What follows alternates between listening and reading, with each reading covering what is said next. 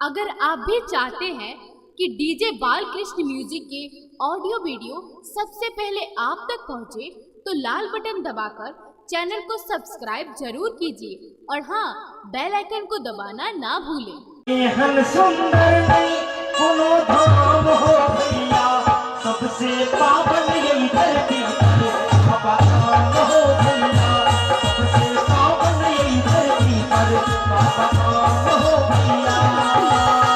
इससे सुंदर नहीं पूर्ण नाम के बहिना, इससे सुंदर नहीं पूर्ण नाम के बहिना, सबसे पावन यही धरती पर बाबा धाम के बहिना, सबसे पावन यही धरती पर बाबा धाम के बहिना।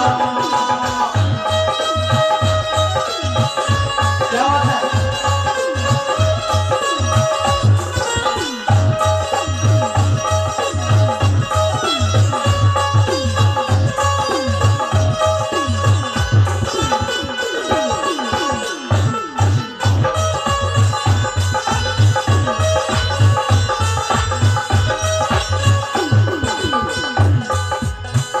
भक्त बाबा के दरबार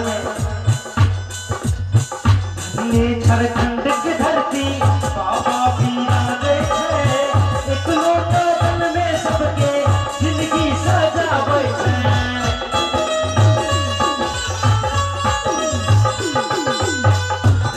झारखंड की धरती बाबा बिराजे है, एक लोटा जल में सबके जिंदगी सजावे है।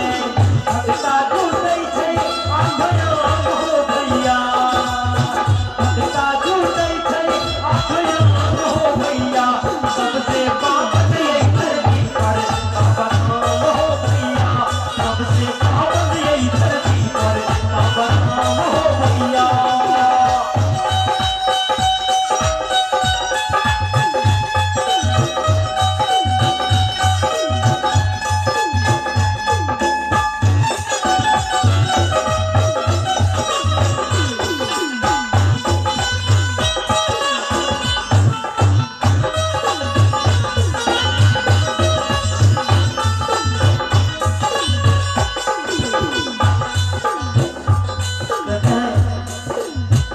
दुनिया के कोना कोना से दुखिया आवे छे, पासु के धाम जाके बिगड़ी बनावे छे।